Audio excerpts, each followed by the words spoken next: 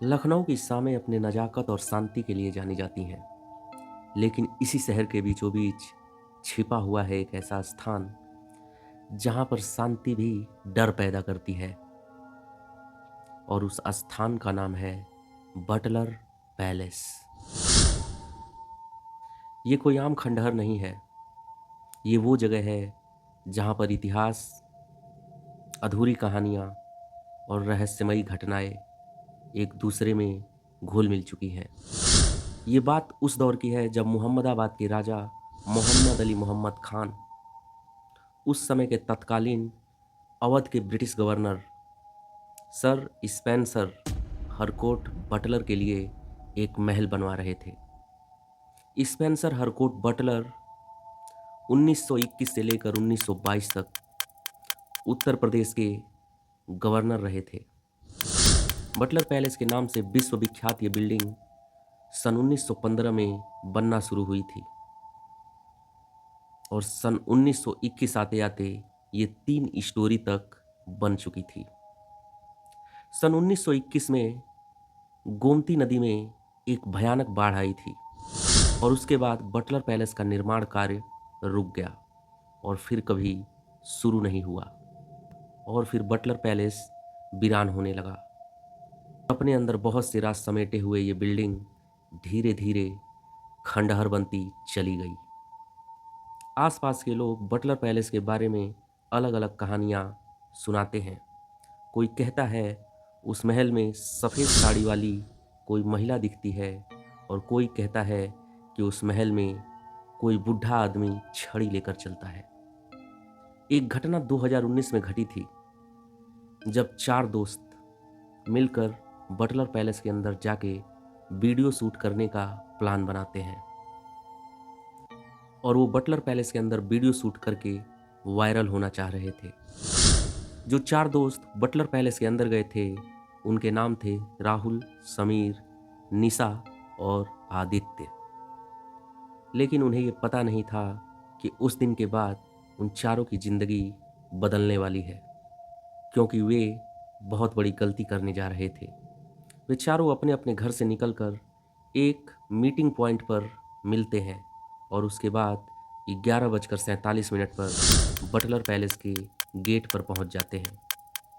Gate पर पहुंचते ही उन्हें अजीब तरीके की धुंध दिखाई देती है। हल्की हल्की हवा बह रही थी और बटलर पैलेस का टूटा हुआ गेट शर्मरा रहा था। जैसे ही उन चारों ने अपने कदम गेट के अंदर रखे, उन चारों को सब कुछ नॉर्मल लगा और वो आगे बढ़ते चले गए। निशा महल के अंदर पहुंच के ट्राइपॉड के ऊपर अपना कैमरा सेट करती है और वीडियो रिकॉर्डिंग ऑन करके छोड़ देती है और कैमरे के सामने खड़ी होकर बोलती है, अभी हम बटलर पैलेस के अंदर हैं। और इतने में ही उसके पीछे से एक परछाई गुजरती है जिसको समीर देख लेता है, क्योंकि वो कैमरे के स्क्रीन पर नजरें गड़ाए हुए था। समीर तेज से बोलता है, तुम लोगों ने कुछ देखा? तीनों बोलते हैं, नहीं, हमने तो कुछ नहीं देखा। महल के अंदर टूटी हुई सीढ़ियाँ ऊपर की तरफ जा रही थी और ऊपर से कुछ ठक ठक की आवाज़ आ रही थी। उन चारों ने उस आवाज़ को सुना, लेकिन वे ये सोच रहे थे शायद कोई चूहा या बिल्ली होगी, इसके वजह से ये आवाज़ आ रही है, क्योंकि महल पुराना था तो चूहा या बिल्ली होने की संभावना तो बनती ही थी। लेकिन समीर, जिसने कैमरे की स्क्रीन में किसी परछाई को गुजरते हुए देखा था, वो सोच रहा था कि ऊपर कोई चल रहा है, ये कोई चूहा और बिल्ली नहीं है। समीर ने डरते हुए आवाज़ में उन तीनों से बोला, भाई मुझे बहुत डर लग रहा है, मुझे लग रहा है ऊपर कोई चल रहा है। इतने में राहुल ने हिम्मत दिखाई और बोला, चलो ऊपर चल के देखते हैं कौन है। वे चारों सीढ़ियों की तरफ आगे बढ़ते हैं और सीढ़ियों पर पहला कदम रखते ही ऊपर की तरफ देखते हैं और उनको दिखाई देता है कि कोई ऊपर की तरफ सफ़ेद साड़ी पहनकर खड़ा है। उसका चेहरा ढका हुआ है और वो कोई महिला है। ये दृश्य देखने के बाद उन चारों का गला सूख गया। महल में अजीब तरीके का सन्नाटा छाया हुआ था और तापमान बहुत तेजी से गिर रहा था। वे चारों जब वहां पर सांस ले रहे थे तो अब उनकी सांसों से भाप निकल रही थी। निशा, जिसने अभी अभी देखा था कि कैमरे की बैटरी 80% है, वो 5% पर आ गई थी। ऊपर खड़ी हुई महिला, जिसने सफ़ेद साड़ी पहनी थी, वो धीरे धीरे अपने कदम नीचे की तरफ बढ़ाने लगती है और उन चारों की तरफ आने की कोशिश करती है। वे चारों देख रहे थे कि महिला नीचे तो आ रही है, लेकिन उसके कदम सीढ़ियों पे नहीं पड़ रहे हैं, वो हवा में चल रही है। एक तेज हवा का झोंका उन चारों के पीछे से निकलता है और उस महिला के मुंह से पर्दा हट जाता है। वो चारों उस महिला को देखते हैं। दरअसल वो कोई महिला नहीं थी, वो उस महल में रहने वाली एक चुड़ैल थी।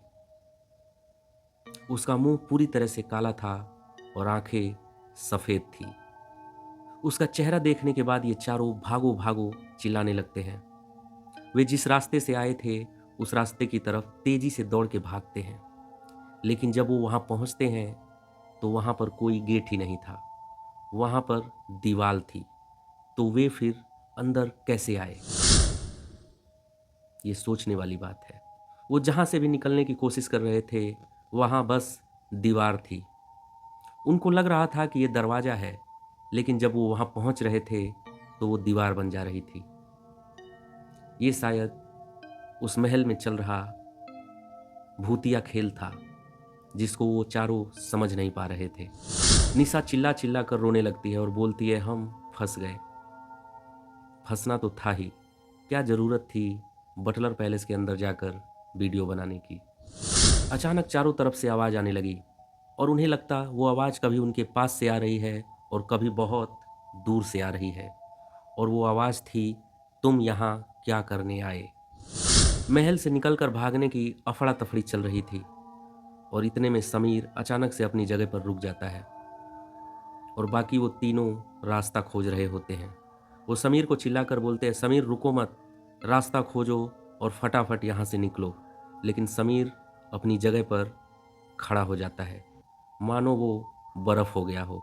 वो उन तीनों से कहता है, मुझे कोई बुला रहा है और मुझे वहाँ जाना होगा।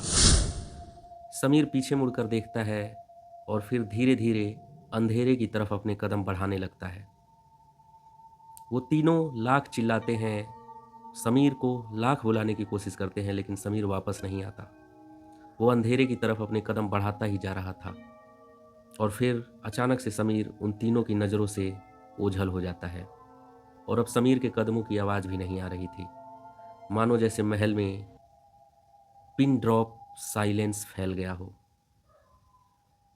समीर का गायब होता देख वे तीनों बेहोशी के हालत में चले गए और जहाँ थे वहीं पर बेहोश होकर गिर गए।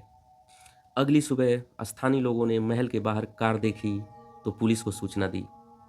पुलिस वहां पहुंची तो राहुल, आदित्य और निशा तीनों को बेहोशी की हालत में पाया, लेकिन समीर का कोई अता पता नहीं था। पुलिस ने महल का चप्पा चप्पा छान मारा, लेकिन समीर का कोई पता नहीं चला। पुलिस निशा द्वारा लगाया गया वीडियो कैमरा चेक करती है और उसमें ये रिकॉर्डिंग मिलती है कि समीर के कंधे पर किसी ने हाथ रखा है और समीर उससे बातें करते हुए आगे बढ़ता हुआ जा रहा है और धीरे धीरे समीर अंधेरे की तरफ बढ़ा है और बाद में वीडियो बंद हो गई है। लेकिन बड़ा सवाल ये था कि समीर गया कहाँ, क्योंकि समीर कहीं भी नहीं मिल रहा था। ऐसा लोग कहते हैं कि समीर को उस महल ने कैद कर लिया और समीर का आज तक कोई भी अता पता नहीं है। और ऐसा माना जाता है जो भी उस महल के अंदर रात में जाता है वो पहले जैसा नहीं रहता, या तो पागल हो जाता है या फिर गायब हो जाता है। दोस्तों, आपका क्या कहना है इस बारे में कमेंट करके ज़रूर बताइए। और जाते जाते आपसे आखिरी बात कहना चाहूँगा कि अगर आप लखनऊ से हैं या फिर लखनऊ पहुंचकर बटलर पैलेस जाने की सोच रहे हैं तो एक बात ज़रूर याद रखिएगा कि हर वीरान जगह खाली नहीं होती और हर खाली जगह के पीछे कोई ना कोई कहानी ज़रूर होती है। अगर आपको ये वीडियो अच्छा लगा हो तो चैनल को ज़रूर सब्सक्राइब करें और एक प्यारा सा लाइक देते जाएं। मिलते हैं आपसे अगली वीडियो में किसी और भूतिया कहानी के साथ। तब तक के लिए अलविदा।